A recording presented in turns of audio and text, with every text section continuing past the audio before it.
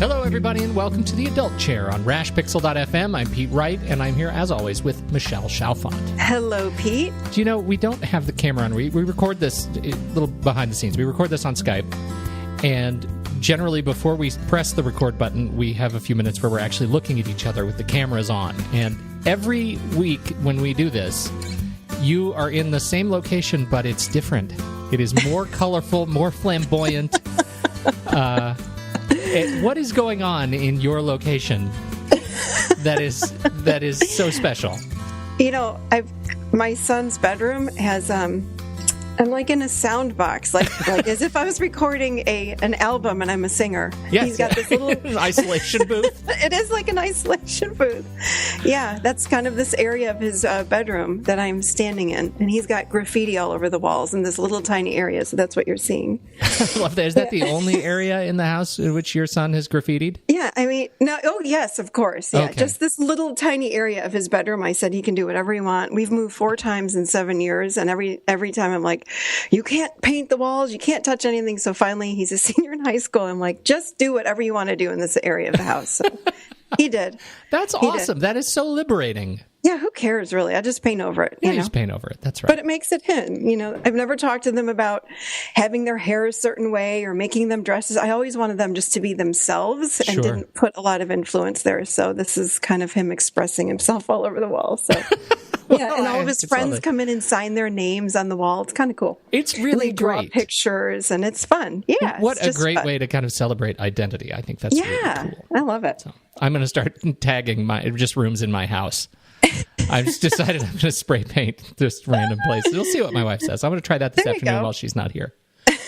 We are talking about relationships this week. Before we dig into that, though, head over to theadultchair.com to learn more about the show. Subscribe for free by signing up for our mailing list. Then you don't have to worry about all the techno stuff, iTunes and all that stuff. Just sign up for the mailing list, and we'll send you a link to the podcast as it posts. So that's the best way to do it. You can always join the conversation on Facebook or Twitter at The Adult Chair, and you can leave us a message with your thoughts at 931-463-3813. And this is going to be one to call in on. We want to hear your thoughts on this very episode. Now, this came up. We were planning on talking about something completely differently today, but then you ended up having a series of conversations with folks, and then you wrote this fantastic blog post that went live on the site last week, How to Mend a Broken Relationship. And that has spawned great conversation. And so we're talking about relationships. How did this come up? You know, using the adult chair with couples has been huge. Just teaching people how to relate. Even, I'm not going to just use it for couples. I'm going to use it in friendship. I do a lot of sessions, interestingly enough, with even women with their moms or men with their fathers, and I have them both on the line. I do conference calls around the nation with different people because we don't know how to communicate effectively with each other. And therefore, our relationships sometimes are not as strong as they could be, or they're actually not good at all. So you do this relationship arbitration? I do. That's fantastic. And I just teach people about the chairs, and then I teach people how to relate to each other from the adult chair. And it's changing people's relationships completely, and I love it. And that was why I said we got to talk a little bit more about this, because over the last few weeks, I've had a lot of couples. That always happens. I've had a lot of couples, but also again, people calling me saying, I need more help. My mom's treating me like this. I don't know what to do about it, or et cetera, et cetera, et cetera. And I was away for a couple of weeks, and I ran into some old friends and had some clients even while I was away. And same thing. It's like more relationship stuff is bubbling up for so many people. So I was thinking, let's talk a little bit more about it. Yes. And the blog post came out, and I've had some really great comments on that. People have been emailing me personally about that. And, so I thought, let's talk about it a little bit more and expand the blog post, put it that way. So what is it that you see when you see a relationship that's broken? Like when you're called in to do this sort of arbitration, what is it usually? Where is the relationship usually stalled or stuck?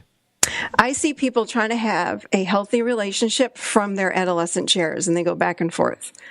In other words, to use the chair language, we sit with blame. So, Pete, you didn't do this, so I'm mad at you. Yeah. And if you would only do this and that and the other thing, then I'd be happy. And why aren't you doing that? But the problem is people aren't even asking for what they need and what they want in that relationship. They automatically assume that you should know. The other party should just know. And I keep saying this to my couples. I'm like, we're not psychics in relationships. Like, your husband or your wife cannot know what you're thinking and feeling unless you express it to them. And that's the biggest thing, is I find we don't know how to communicate effectively. And then if we do, the person that is receiving the information is in their adolescent chair, so that they throw up a defense and get angry instead of fostering an open, what do I want to say? Like a dialogue. Yeah, like an open dialogue. Like, so neither person feels safe, so they end up arguing about it instead of saying, hey, let's talk about this. At our core, we really want to be seen, known, and heard. Okay. And that's at our core. So it's like, if you're my husband, it's like, I want to get to know you, and more than, hey, watching that. I don't care that you watch football on the weekends, or that you have this hobby and that hobby and you like this. At your core, who are you? Yeah. We want to know that about it. We want to be known. And if we're in a relationship with another person, we need to express that to the other person and teach them who we really, really are. Now, which chair is that in? Like, where does that need sit? That's in our adult chair. The adult chair is the part of us when we're sitting in the adult chair. Just to remind everybody, the adult chair is the healthiest version of who we are. It's our higher self coming down in human form. And it's able to connect into our adolescent part, which is the ego. So it knows what we're thinking, all of our thoughts, and then it knows what we're feeling, and that's the child, and what our needs are, which is the child. And it incorporates all of it, and then it speaks up about it. But we're not taught how to do that, which is why everybody gets stuck in that adolescent. We get angry with each other, and we blame. We start blaming. He should have known better. He should not have done this. Why did he do that? Or why didn't she step up and do blah, blah, blah? I'm like, did you ask her? Well, no. Well, how are they supposed to know? Yeah. So the first question I ask people is, did you speak up to your partner, or again, your friend or whomever, about, this really hurt me when you said this. Can we talk about it? Or, hey, I want to express myself. Do you have time to listen? There has to be a dialogue. We have to learn how to communicate effectively with each other. And we just don't know how to do that all that well. The other thing is, and I think you're right. I just want to jump in there because I think there's room to explore when we're not adept at expressing ourselves. Like, we don't know how to start a dialogue, right? I mean, it's like, yes, I know I want to start a dialogue, but how do I start a dialogue about something that's emotionally impactful to me, something that's either causing me pain or something I need to share, without being, confrontational? How do I, what are the tools that you help people develop in their interpersonal sort of intercommunication, to allow them to have a productive or to start a productive dialogue? Is that something you can talk about a little bit? Absolutely. And this is men that come into my office with their wives or girlfriends say this to me all the time. They always say, I love this, because it gives people a toolbox on how to do this, because again, we don't know how to do it. So what I have people do is I teach them the chairs. The first thing I do is I teach them, this is your child chair. This is when you're in your adolescent. This is what it looks like. And here's your adult chair. And what we want to do when we are in a relationship is when we're talking to our loved one, we want to assume the role of the adult. If we are in the listening place, we are in the adult. And when we're speaking, we're in the child. So when we're in the child, and you just said, if I want to share and I have some feelings that I want to express, that's the child part. The child part of us is vulnerable, which, by the way, is not weak. A lot of people think that's weak. It's not weak. Actually, it takes someone very strong to be able to tune into what they're feeling and then express it. Mm-hmm. It's not weak, though. It's very strong to tune in and go, wow, I'm really lonely, or I'm really sad, and I need to express that. So the child part of us is the container, remember, of the feelings and our true needs, as well as vulnerability, intimacy, spontaneity, innocence. It's the part of us that's just precious. It's all in there. But in order to connect deeply with another person, it looks like this, like there's a child chair on one side and the adult chairs on the other. So if it were with you, I would say, Pete, can we talk about something? Yes, of course. But actually, it doesn't even go like that. I first say, would you be willing to be in your adult chair so I can talk to you? Mm-hmm. That's the language that men love, because they go, oh, I love that. So if I were to come to you and say, hey, I need an adult, are you able to have that conversation with me right now? You can say, you know what, I'm not, I need 30 minutes. I'm in the middle of something. Can we do it in 30 minutes? So we create a time and a space where you and I can talk. Okay, it also sets an expectation. Exactly. So in that expectation is, when you show up with me, you're going to be in your adult. And when I show up, you need to know that I'm going to be in a really vulnerable place, and I'm ready to share my emotions with you. Mm-hmm. You know that, and I know that. So it feels safe. There's a boundary around it. Mm-hmm. That's the first step. So then when I'm sitting in my child part and I'm accessing what I'm feeling, no matter what I say, your job in sitting in the adult chair is to simply listen and witness what I'm saying. That's it. Okay. There's nothing to change about me, and there's certainly nothing to fix. Like most men feel like, oh, I got to fix that. No, you don't. So if I could tell you that I'm really upset because I hate my job and I want to quit my job and I don't know what I'm going to do, the only two questions you ask me are, how does that make you feel? And then what do you need is the end. Mm-hmm. So in the beginning, you're just going to ask me what I'm feeling, and I'm going to express to you, and you validate those feelings, not change, just validate. And then I will figure it out on my own. There's nothing for you to fix. Mm-hmm.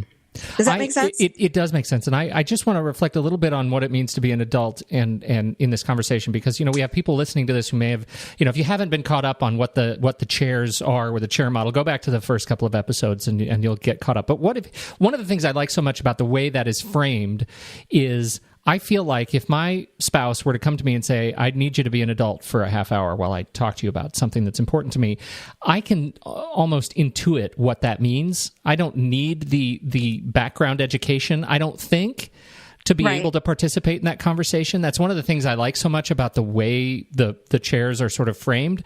But how do you coach people to get started in that conversation? Do you feel like they need to have some background in the chairs, or if you're listening to this right now and you have a partner that doesn't know the chairs, how do you start that conversation? Is that something you can just talk about briefly? Yeah. I mean, if it were in my office, I take 5 minutes and just give them a rundown on what the child means, what the adolescent means, and then what the adult means. However, you're right, because there are some people that might not know. So you're asking me, what was the question? What is an adult? What does that adult look like, how feel much, like? Well, not even so much about what is the adult, but how much of a background in understanding the model does a couple need, a shared kind of vernacular in order to have this conversation? It's so simple. You don't need to know all the ins and outs.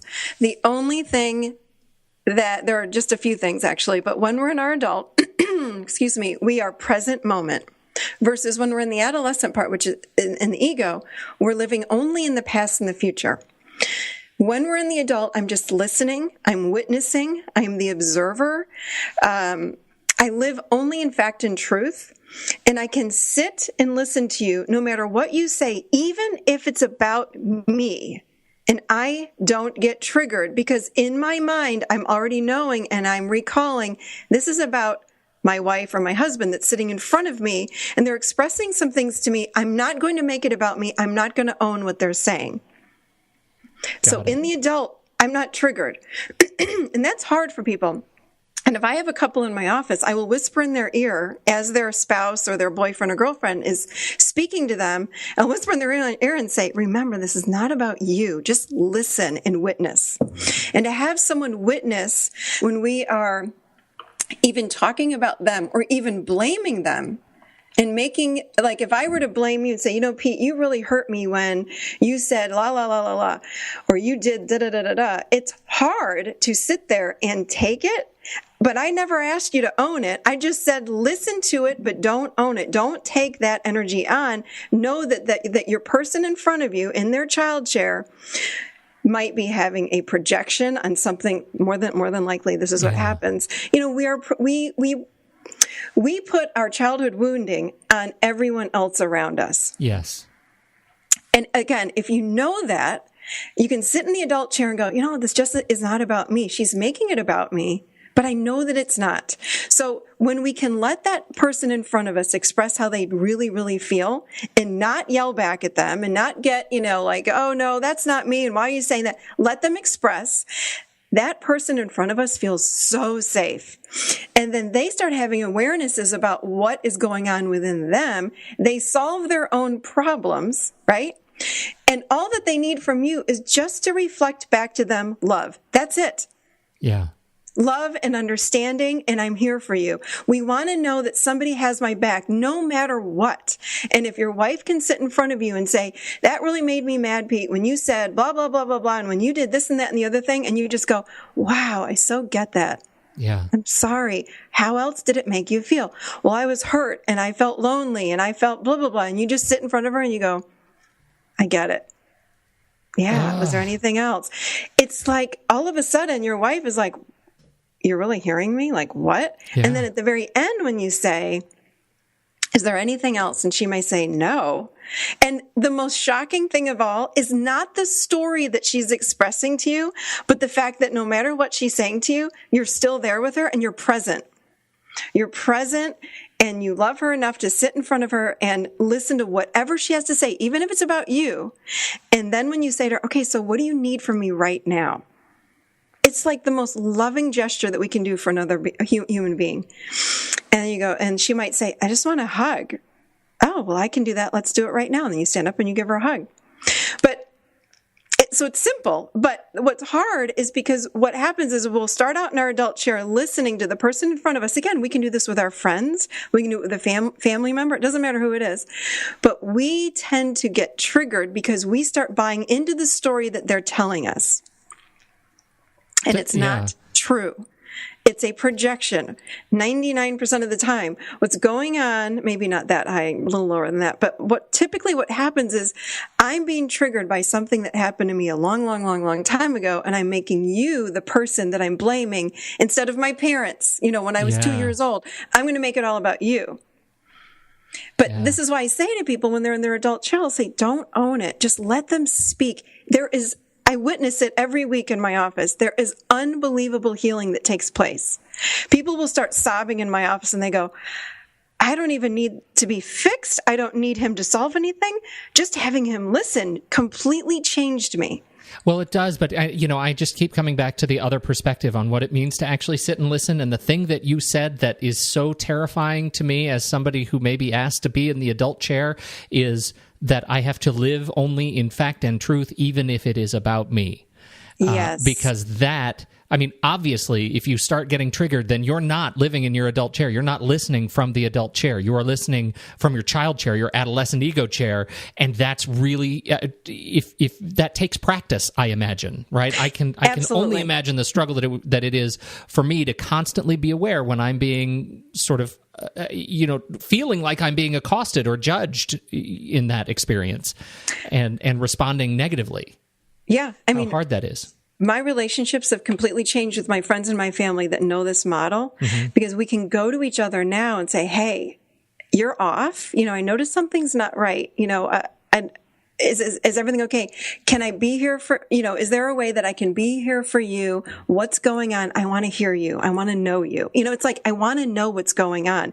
And when they express, we know to sit and listen, not fix, just be in it with them. Yeah. We want to fix each other because what happens is, if I tell you that I'm sad, then you go, well, why are you sad, Michelle? You got so much going on. You have a happy family. But it's like, but I'm still sad. I just want you to hear me. Yeah. And when you try and fix me, it sends a message to me that I'm broken. So it's like, I just want to feel heard. And then what happens is when you can sit with me in my sadness, that sadness passes through me. And then I have that, as Oprah would say, that aha moment about my own life. It's like we have a shift in our perspective only once we've touched our emotions, sat in them, and let them pass through. I totally see that, yeah. And how we change relationships. I was speaking actually with someone a week or two ago, and she's telling me, she says, my relationship is so bad with my husband.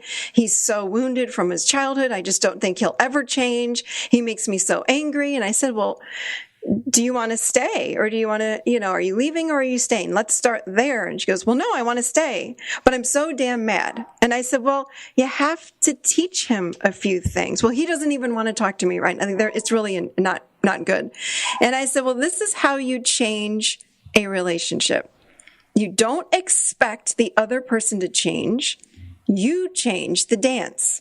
So when we are in a relationship with anybody, I don't care who it is, we're in a dance. We're doing a dance with them. So you and I, we do the waltz. And if it's not working for me, and if I'm not happy in the relationship, I need to introduce the polka. That means I'm changing, and then you have to either change the dance and match me or sit down. Does that make sense? Totally. So with her husband, I said to her, I said, obviously he doesn't know the chairs. He doesn't know this podcast. He knows who I am, but that's all he knows. And I said, okay, so you're going to live from the chairs with him. Now, he barely talks to her right now. And I said, what would happen if he's just really wounded. It's not that he's a terrible guy. He's got a lot of childhood pain, and he's triggered by everything, and he's not really participating in the family. He needs therapy, and he's not going.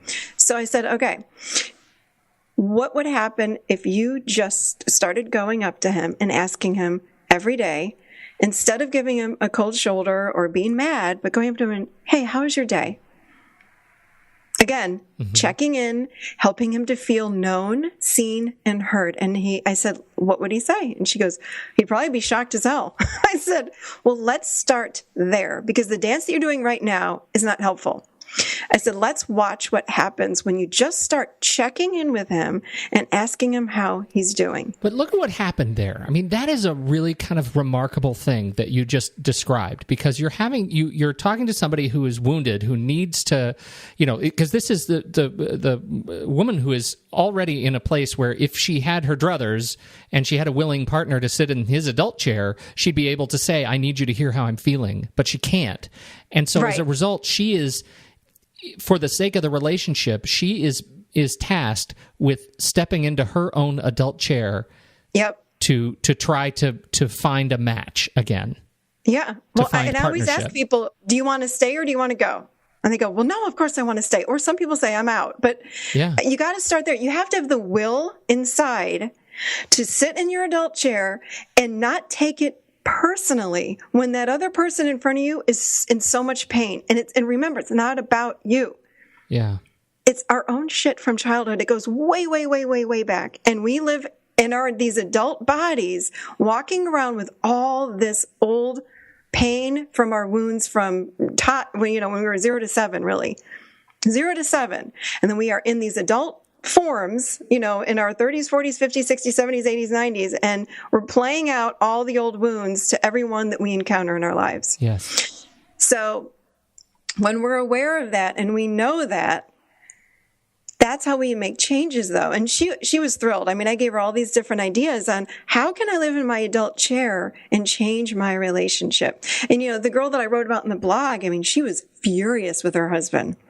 She's like, I can't take it anymore. This has been going on for years and years, with probably 2 or 3 years.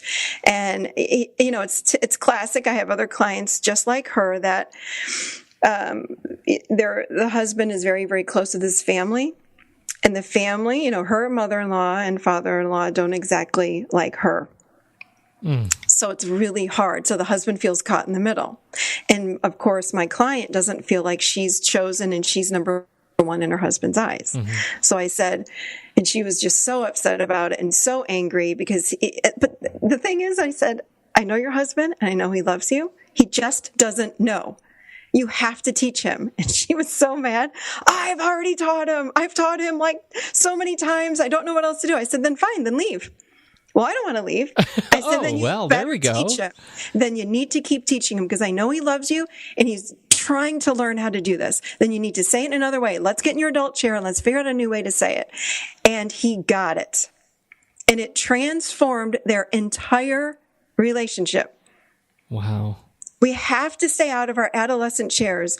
We cannot fix anyone else. We can't do it. We just cannot. It's about staying in our adult and staying present no matter what that other person is saying and being there for them. Yeah. Again, I'm not saying to be abused. If someone is being abusive, physically, mentally, or in any other way, get out. I don't advise that at all. But so many of us are just stuck in our pain. We don't know what to do. And we just want to feel safe enough to express and to be vulnerable, get into our hearts. And that's how then we connect with another human being in really, really, really deep ways. People that will come into me and say, my sex life is awful. I'm like, how are you, interacting with your partner? Well, and anyway, long story short, typically it's from the adolescent chair. And if he would change or she would change, I know it would be better if we could just have more sex, la, la, la. No. Sex comes when we are able to connect deeply in that adult-child relationship with our person.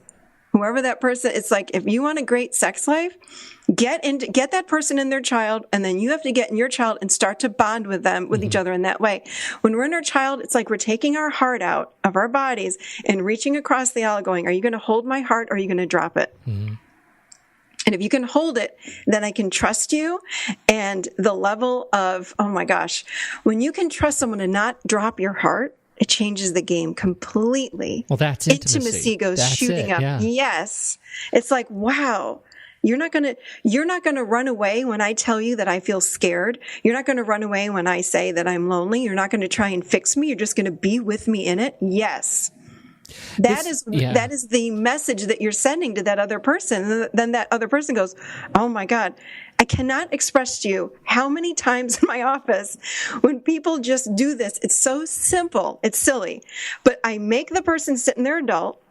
I say, don't you say a word, just listen to whatever story that person in front of you is speaking. And then at the end, I say, what do you need? And they might just say a hug. They might say a kiss. They might say, touch my knee, something silly.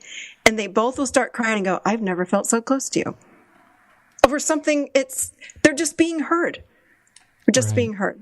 But we have to teach people what we need. The other thing, when you were talking about that setup, when we set up, and we say, I need an adult. Are you able to be there for me now? Yes, I can. Okay.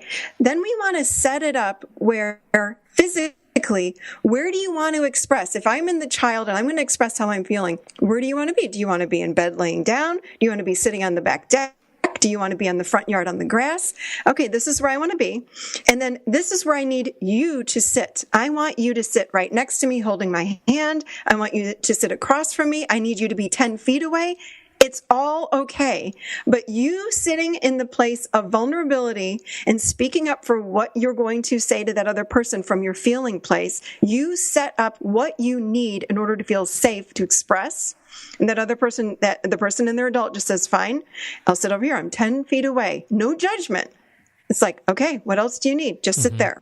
I think I expressed one time, like with my husband, he always thinks, okay, I think you need a hug. No, I don't.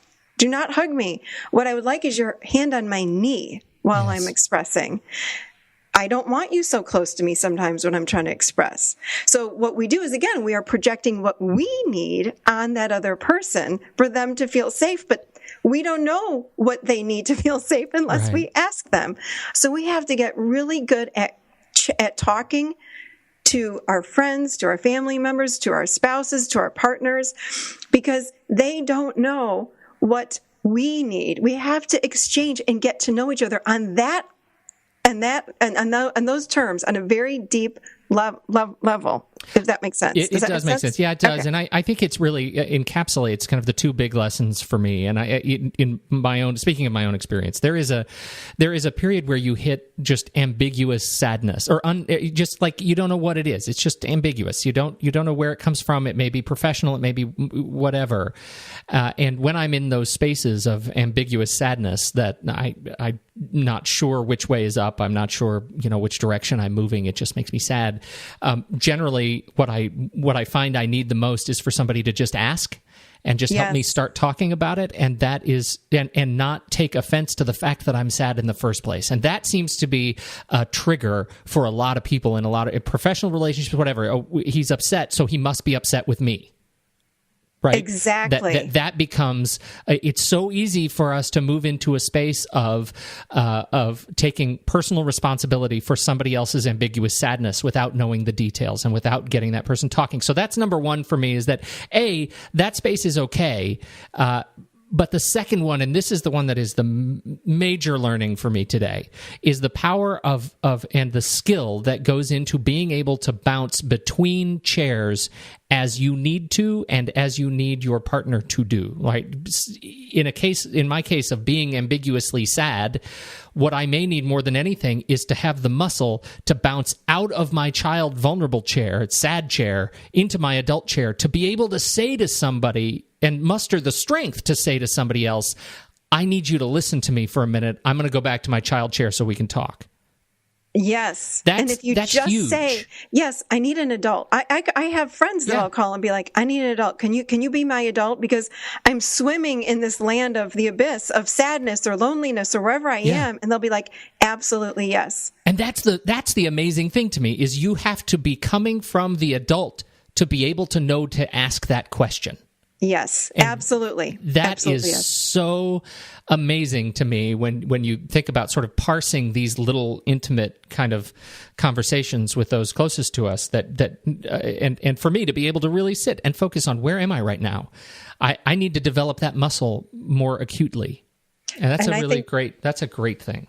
That is a great point. I like how you just said that. You need to work on that muscle, because what I have found is in doing this work, now, when my husband is saying something to me, and let's say he's angry and he's like lashing out at me about something, which doesn't happen often, but when it happens, or he'll be cranky about something, I actually can sit from my adult and I just watch him. It just happens. I'm not even trying anymore. And I'll see that he is projecting on me, his pain he's trying to put on me because he's in pain.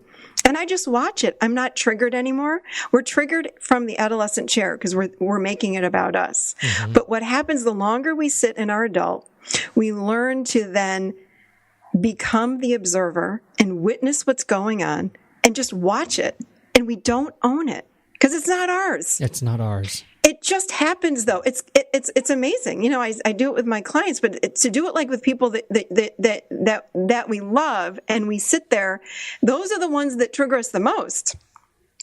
When a friend or a family person comes and says, you really hurt me when blah, blah, blah. Now I can sit, and it just happened a week ago. A friend of mine had said that. She goes, you really hurt me when you said blah, blah, blah. And I go, wow, tell me more. Yeah.